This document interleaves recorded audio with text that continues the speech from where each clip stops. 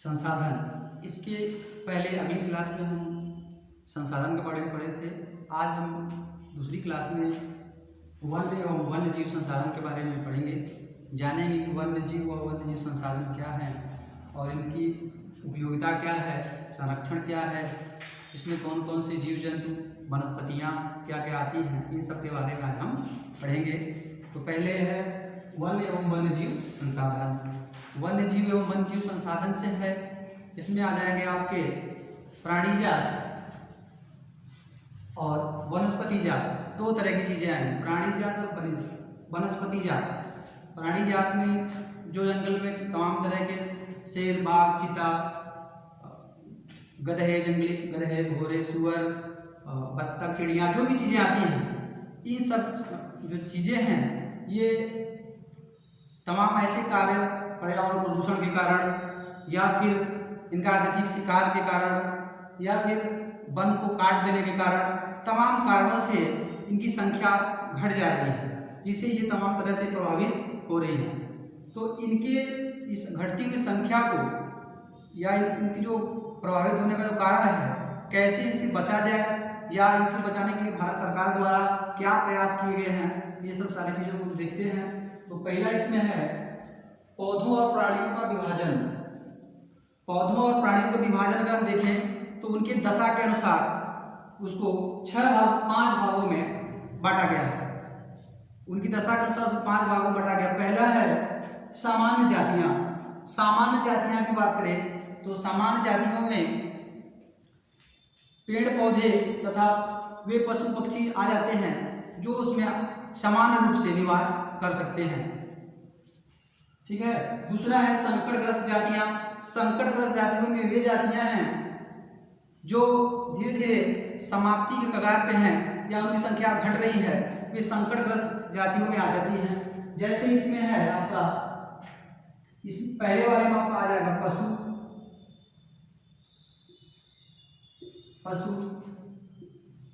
वनस्पतियां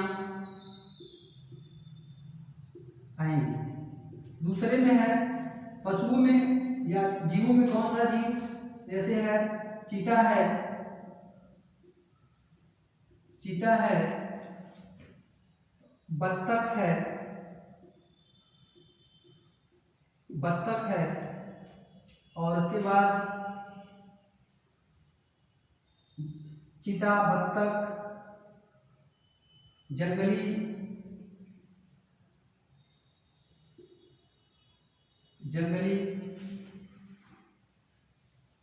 सुअर, गधा,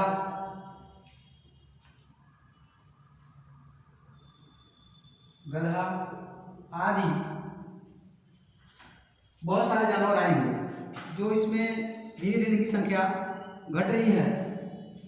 और वैसे चीता और ये बत्तख जो है, इसमें गुलाबी सिरों वाले बत्तख विशेष तौर से, सारे बत्तख नहीं, गुलाबी सिरों वाले बत्तख जो है इनकी संख्या काफी विलुप्त हो गई है। तीसरा है सुभेद जातियां। सुभेद जातियों में इनकी संख्या पहले से घट रही है। ये संख्या जितना थी उनका, उससे इनकी संख्या घट रही है। अब अगर हम इनको बचाएंगे नहीं या इनके लिए कोई ऐसा प्रावधान नहीं किया जाएगा तो ये भी चीजें संकटग्रस्त जातियों की श्रेणी में आ जाएंगी। इनमें इन सब चीजों में जैसे आपका आ जाएगा मगरमच्छ,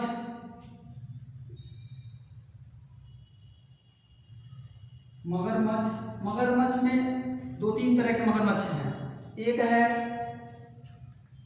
साफ जल के मगरमच्छ, एक लवड़ी जल के मगरमच्छ और एक आपका आता है घड़ियाल। ये 2-3 तरह के जीव हैं जो खतरे में हैं। आगे हैं दुर्लभ जातियां।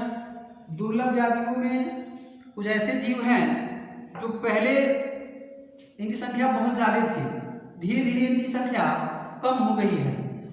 अगर इन दुर्लभ जातियों को बचाया नहीं जाएगा तो ये चीजें जो हैं ये भी संकटग्रस्त की श्रेणी में आ जाएंगी। लुप्त जातियां पांचवा है लुप्त जातियां। लुप्त जातियों की बात करें तो 1952 के में चीता की बात करें तो 1952 में ही चीता को लुप्त जाति के रूप में घोषित कर दिया गया था। जो 1952 में इनकी संख्या 52,000 के आसपास थी, वे आज 1827 रह गई है।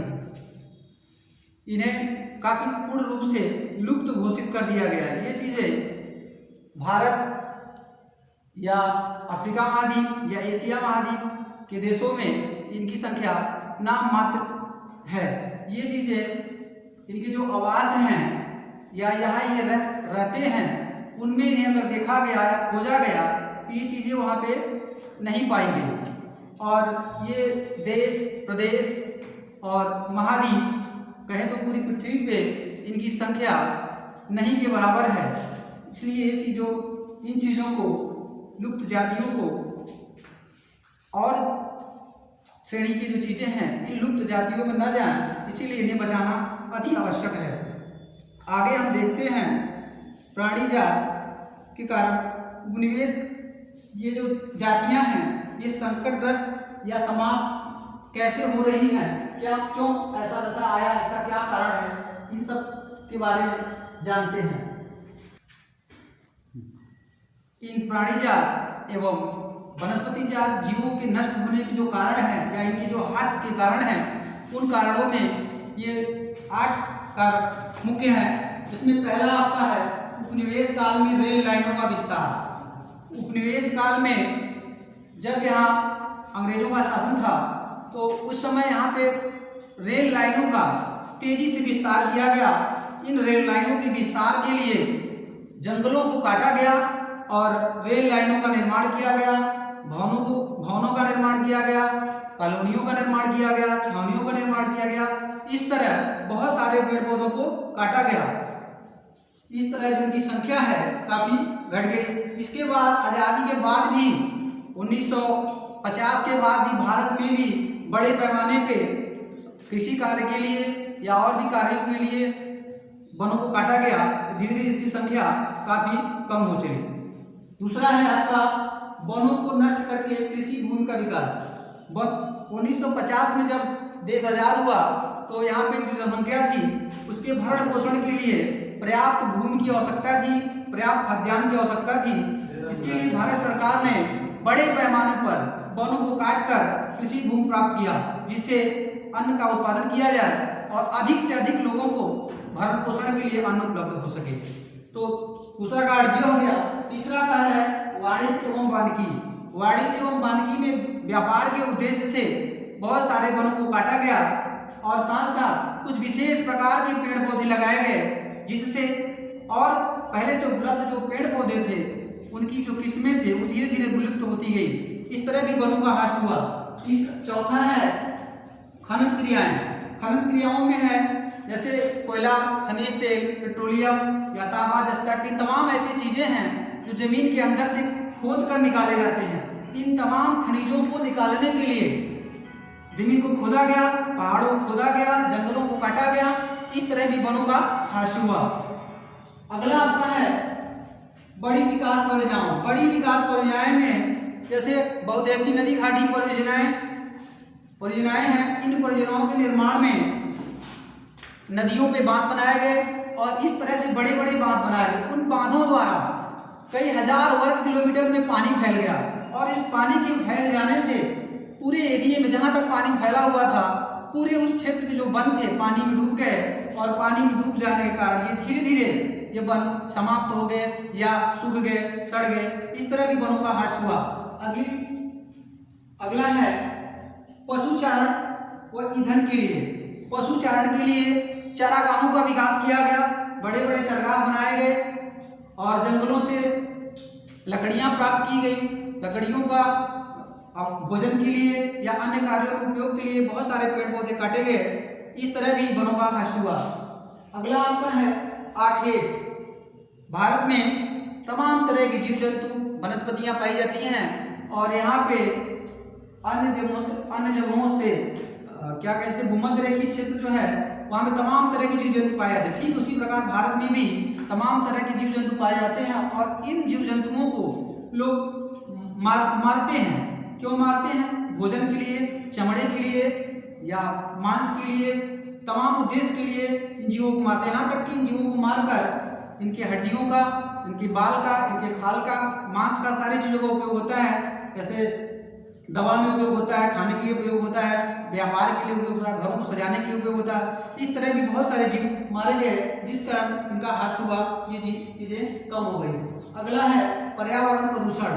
पर्यावरण प्रदूषण देखें तो बहुत सारे जल, जंगल, हवा प्रदूषित हो गए हैं। इन सब प्रदूषण के कारण बहुत सारे जीव जंतुओं के आवास जो हैं वे तो कम हो गए हैं, या पेड़ पौधे काट दिए गए हैं या सूख जा रहे हैं। इन तमाम कारणों से, प्रदूषण के कारण, ये तमाम जो पेड़ पौधे हैं या जीव जंतु हैं वे धीरे धीरे घटते जा रहे हैं और उनकी संख्या कम होती जा रही है।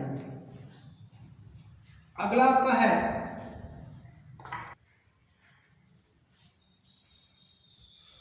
मानव के अपने विकास के लिए मानव ने तमाम ऐसे कार्य करता है जिससे वन और जीव जंतु के लिए तमाम तरह की हानि होती है।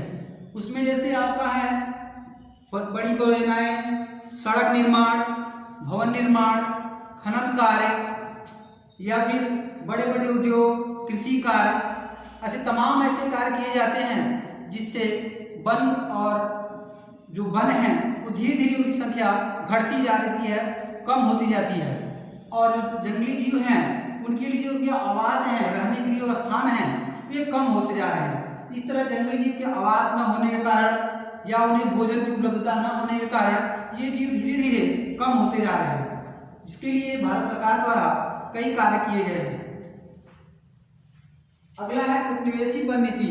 उपनिवेशी वन नीति में है कि उपनिवेश काल में यहाँ जो सरकारें थी, जो यहाँ पे शासन कर रही थी, वो अपने हिसाब से कुछ इस तरह के वन लगाए, इस तरह के पौधे लगाए जो यहाँ पहले से उपलब्ध वन थे, वे धीरे धीरे वन कम हो गए। जैसे सागौन का पेड़ दक्षिण भारत में अधिक मात्रा में सागौन के पेड़ लगाए गए। इन सागौन के पेड़ अधिक लगाने से जो और भी पेड़ पौधे या झाड़ियाँ थी वे धीरे धीरे कम हो गई और इन सागौन के पेड़ की संख्या बहुत ज़्यादा हो गई। बाकी जो तमाम प्रजाति या तमाम तरह के जो पेड़ पौधे थे उनकी संख्या पहले से बहुत ज़्यादा कम हो गई। तो उपनिवेशी वन नीति के कारण वन की संख्या है बहुत कम ज़्यादा हो गई। कुछ विशेष प्रकार के पेड़ों की संख्या अधिक हो गई और जो पहले से उपलब्ध पेड़ थे उनकी संख्या कम हो गई। आगे है संसाधनों का असमान वितरण। संसाधनों का असमान वितरण से है जो तमाम तरह के ये वन नीति के द्वारा तमाम तरह के पेड़ वन लगाए गए। इस कारण कहीं पे कुछ विशेष प्रकार के पेड़ ज़्यादा हो गए, कहीं पे कुछ विशेष प्रकार के पेड़ कम हो गए, कहीं पे जंगल समाप्त हो गए। तो वहाँ से तमाम तरह के जो जीव जंतु थे वे समाप्त हो गए।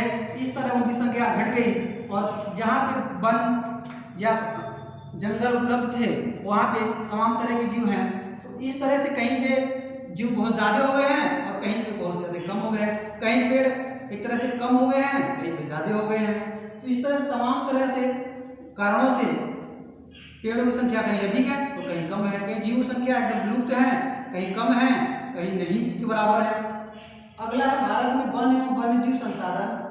भारत सरकार ने जीवों के रक्षण के लिए, जीवों की सुरक्षा के लिए कुछ इस तरह की परियोजनाएं चलाई जिससे उनकी सुरक्षा किया जा सके। इसके तहत भारत ने 1972 में वन्य जीव संरक्षण अधिनियम चलाया जिसमें वनों की सुरक्षा के लिए नियम बनाए गए। वन को काटा न जाए, वनों की सुरक्षा किया जाए, नए पेड़ लगाए जाए या जो वन काट रहे हैं उसे उनको रोका जाए। इस तरह तमाम तरह के योजनाएं चलाई। इसी में एक योजना है प्रोजेक्ट टाइगर योजना। इस योजना के तहत 1973 में बाघों के संरक्षण के लिए योजना चलाई गई। जो बाघ हमारे देश में आज़ादी के पहले बहुत अधिक संख्या में थे, उनकी संख्या काफ़ी घट गई और इस योजना के तहत जो बाघ हैं जो एशिया महाद्वीप में या अफ्रीका महाद्वीप में पाए जाते हैं उनके संरक्षण के लिए योजना चलाया गया तथा उन्हें बचाने के लिए प्रयास किए गए। इस योजना के तहत जो बाघ है, बाघ को, क्योंकि ये संकटग्रस्त जीव है, इन्हें बचाने के लिए 1973 में योजनाएं चलाई गई और इस योजना के तहत बाघ को देश में कोई न मारे या इनका शिकार न करे, इसके लिए सरकार ने योजना बनाई।